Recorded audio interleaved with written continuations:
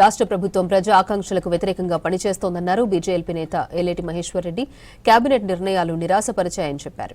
రైతు భరోసాపై స్పష్టత లేదని విమర్శించారు. పెన్షన్లు పెంచకపోవడం, 6 గ్యారెంటీలను పట్టించుకోకపోవడం కాంగ్రెస్ ప్రభుత్వ వైఫల్యానికి నిదర్శనమన్నారు. బీఆర్ఎస్ అవినీతిపై చర్యలు తీసుకోవడం లేదని ఆరోపించారు. బీఆర్ఎస్ కాంగ్రెస్ పార్టీలది డూప్ ఫైట్ అని అన్నారు ఎల్లేటి.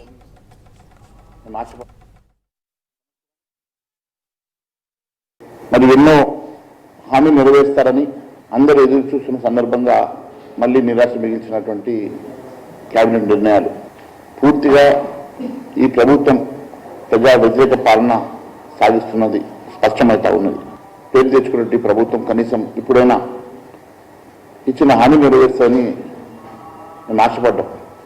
సంవత్సరానికి ఖరీఫ్ రబీ కలిపి ఇస్తామన్నటువంటి 15,000 కూడా స్పష్టత ఇవ్వకపోవడం, మరి ఇప్పుడు ఖరీఫ్ రబీ కలిపి 15,000 రూపాయలు ఇస్తారా, లేక ఖరీఫ్ నెగ్గొట్టి కేవలం రబీ ఒకటే ఇచ్చి ప్రజల్ని మరొకసారి మోసం చేస్తారా అర్థం కావడం లేదు.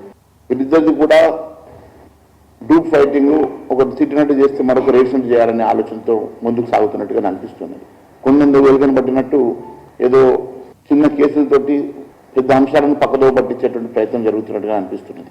కనీసం ముఖ్యమంత్రి గారు కూడా ఇప్పటివరకు దాని మీద స్పందించకపోవడం, మరి దాని వెనుక వారు చేసిన అవినీతిని ఒప్పుకున్నట్టుగానే భావిస్తున్నాం.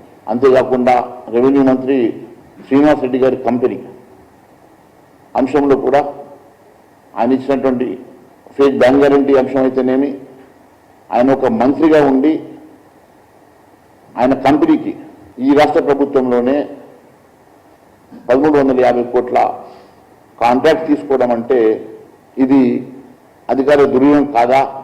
అంతేకాకుండా ఇది ప్రభుత్వంలో ఉండి అధికారంలో ఒక మంత్రిగా ఉన్నటువంటి వ్యక్తి కంపెనీకి 1,350 కోట్ల కాంట్రాక్ట్ ఇవ్వడం అంటే ఇది రాజ్యాంగ విరుద్ధంతో పాటు, ప్రాఫిట్ ఆఫ్ ఇంట్రెస్ట్తో పాటు, అధికార దుర్వినియోగంతో పాటు ఈ రాష్ట్ర ప్రభుత్వం ఏ రకంగా పనిచేస్తూ ఉన్నదో దాన్ని బట్టి తేట తెల్లమవుతుంది, స్పష్టమవుతుంది.